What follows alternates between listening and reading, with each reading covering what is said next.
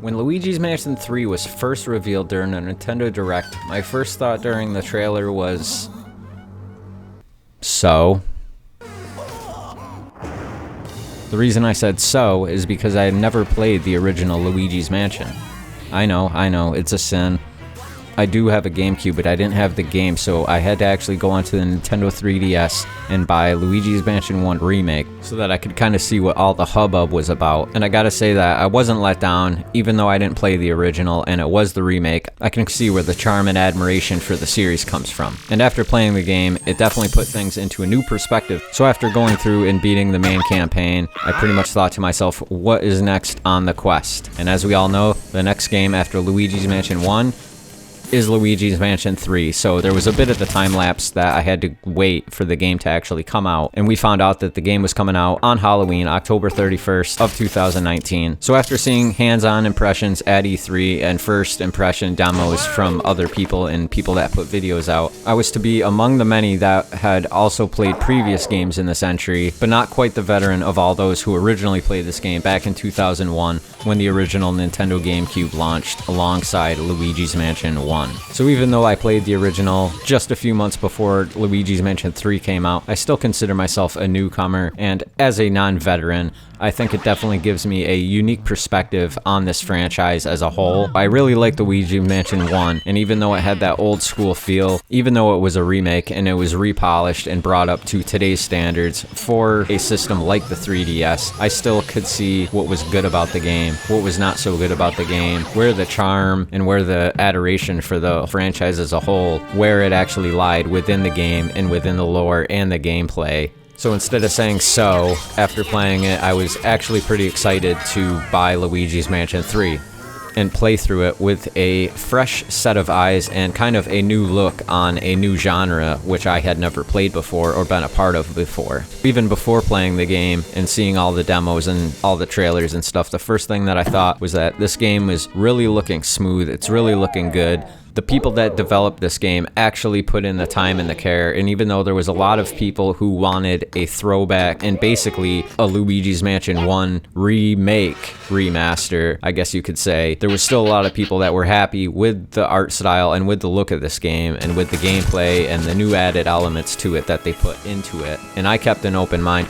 So I like the new direction that they went. This is a giant hotel, a giant mansion. Every floor has its own distinct and unique feel and environment to it, almost themed. You have a pyramid level, you have kind of a garden level, you have a regular hotel looking level, you have one with some musical instruments and theatrical kind of aesthetics, and it makes the game overall just completely varied. By the time you could actually get bored with any of these floors, it's time to move on to the next floor after a boss fight, of course. The boss fights are, for the most part, pretty easy to understand their movements and patterns and what you need to do to actually beat them.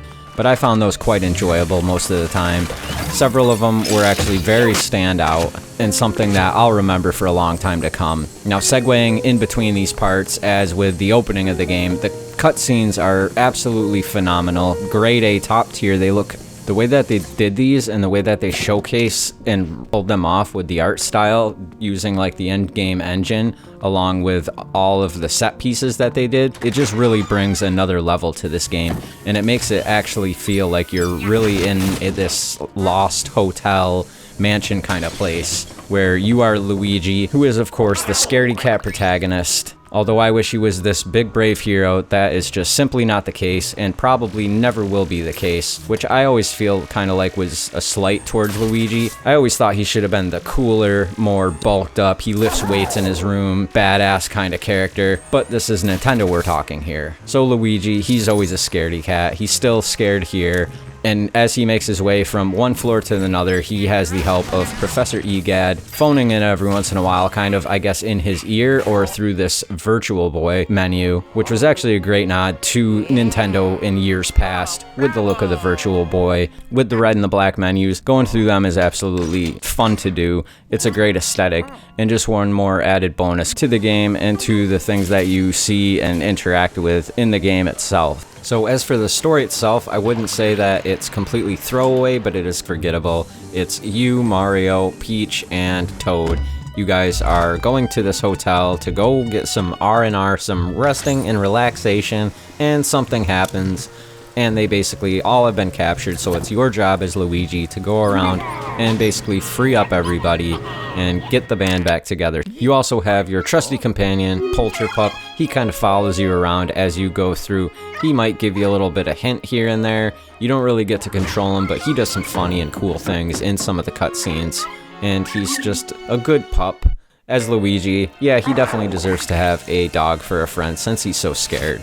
But in getting back to the environments, as I said, they're completely astounding. They're better than in any other Luigi's Mansion game, and I can only hope that from this point forward, they continue to do similar things such as in this game, because although it's not in such tight quarters as it was in Luigi's Mansion 1, where you're in this old hotel with very narrow hallways and then the rooms just break off of that. This is a much bigger hotel, kind of like a New York style Grand Central Station type, where the camera's really pulled back until you actually move further down the room, further down the hallway, in which case the camera kind of does its own zoom and pan depending on where you are in the level, or if you're going upstairs or down a certain hallway or opening a new door. Sometimes opening a door will lead to a small cutscene. Just going into the next room, not really needed, but it does make it very seamless as there are no load times. The elevator and going from floor to floor essentially acts as the main load time hub for going from any floor that you're currently on, going to any floor that you're going to. So as I was just trying to say before I so rudely was interrupted by myself, the environments are absolutely stunning, and not just the way that they look, but the fact that everything is interactive, from the carpets to the dust to the cobwebs to the curtains to any drawer, any cabinet with doors on it. Even in the bathrooms, you have wash towels, plungers, the sink, you have the toilet. In more of the mainstay actual residential part of the hotel, to solving mini puzzles that are wrapped around in giant vines, as there's like a beanstalk type of level where you're sucking up bats, to going to the pyramid level where you are using your vacuum to both push and suck around sand. Or if you're down in the sewer, there's a couple inflatable type goodies that I guess you could call them, where you will both suck and blow with your vacuum to maneuver yourself through the sewer water that you find yourself in. And without giving too much away, those are just some of the things that you can do in these environments. There's quite the array of different things to do and to see in this entire mansion, and it really surprised me coming from Luigi's Mansion 1, where although I understand people's nostalgia with the game, it seems to be the people that actually played that game back in the day, even after playing 3, I guess they say that they love 1 the most. But to me, that game is more of a Metroidvania in terms of going back and forth, trying to figure this out, going upstairs, then the lights go off, then you have to go back down to the basement, you gotta find a battery, you gotta push a lever, then you can go to another room which was previously unlocked before something else happens, and then going to the opposite side of the mansion, kind of rinsing and repeating. This game is more of a straight shot. You aren't allowed to go to the next floor until you beat the boss and you find the elevator button, which is a cutscene in and of itself. You will be seeing that on more than one occasion as you traverse from the elevator back to, say, the TV studio. So as for the environments, I would give those a 10 out of 10. Very fun, so many different coins, so many different things to actually collect. My only gripe was that there wasn't really a store or some sort of upgrade system to your character, so collecting coins really only serves the purpose of beating the level in a certain amount of time, beating that floor, and basically getting a rank for it, which I'm not sure if that's actually the best fit for a Luigi's Mansion game, but that's how it's done here. So from going to floor and seeing all the very cool atmospheres and different levels that there are, taking stairs, using escalators. Some of the floors are actually connected by a set of stairs where you might not necessarily actually take the elevator, or the elevator might be down for a moment. You take the stairs up to the next floor, something else will happen. So these are just some of the things that kind of break up the pace of the game a little bit so that it's not just the same thing over and over again. They did do quite a bit in that regard. The boss fights were fun, the characters were fun, the ghosts that you actually fight, there wasn't really too much variety to them other than different colors and different things that they would maybe put up in front of their face, where you would have to use your environment and certain objects to kind of throw at them, or maybe zap them first to get a reaction out of them before you could actually suck them up with the vacuum. I will say that the sound design was definitely really one of the top highlights of this game. It really added to the atmosphere. Every footstep that you took, every little thing that you heard, every little pipsqueak, every little rat sucking up even just something like a curtain or a suitcase or opening a drawer or a door or turning on some water or even smashing a watermelon or turning on your chainsaw. They all sounded really good. And when it comes to the music, I would say that was a little bit more forgettable. There was a few different pieces that were decent, but this game really isn't a music-driven type of game, as it's supposed to kind of leave you on the tip of your feet. It's a little bit more suspenseful in that area. I did like the original though, how he would whistle the main theme as he kind of went through. That does happen a little bit in Luigi's Mansion 3 as well. But yeah, not much music in terms of memorability for this game. And the boss fights were also fun. There was a pretty good array of different bosses that required you to do different things that you had kind of learned previously throughout the level, just like most any video game where you learn a new ability and then that ability is going to be the one using on the upcoming boss. So that's nothing new there. Me, I'm not the completionist type, but although I enjoyed everything in this game, from the bosses to the quirky characters to the look and the feel of it, definitely the colors and the use of shadow. There's sometimes you go out onto balconies or there's a couple outdoor areas. Those in the moonlight with the fog and with the spooky atmosphere that they were trying to convey, that was done in a very good manner as well. But I am not a completionist by any means. Every single floor has 6 of these different types of gems that you can go through and find. I was only able to find all 6 of them on certain floors. Other floors, it seemed to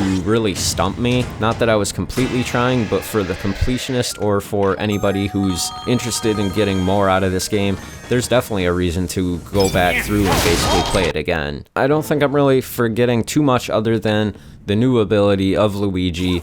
He does have the slam dash, which is quite fun to use. It does feel like it definitely fits in the game, although it does make him a little bit overpowered. There is less strategy, I guess you could say. Not that there was much strategy to catching ghosts with a vacuum in Luigi's Mansion 1 other than using your directional pad, going in the opposite direction of which way the ghost is pulling. So it's similar there. It's something that you don't absolutely have to use, but there are a few parts that you do. But it didn't make the game any less fun, and it's not a gripe on my end. But overall, this game left me wanting a sequel for damn sure, and hopefully that doesn't take too many more years like it did from Luigi's Mansion 1 coming to this game. So hopefully it isn't that long before we see another game like this. Hopefully it looks just as beautiful, adds a whole bunch of new mechanics and or gameplay elements that lead to the progression of Luigi's Mansion. A great series in and of itself. But with all that said, I found a great amount of fun out of this game. It wasn't too long. It definitely wasn't too short. The first game was much shorter. This game was quite a bit longer. There was a lot to explore, to see, and to feel in this game. And overall, it was just a joy to play. So yes, an 8.6 is what I'm giving Luigi's Mansion 3.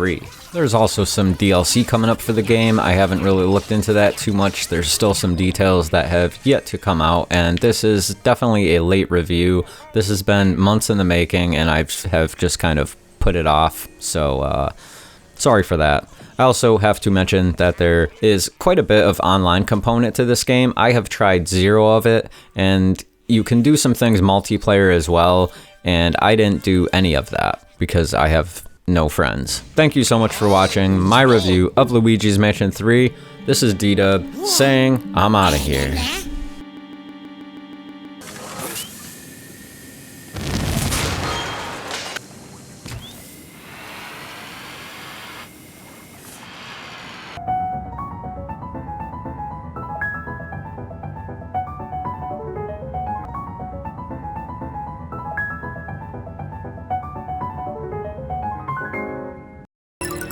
Did it.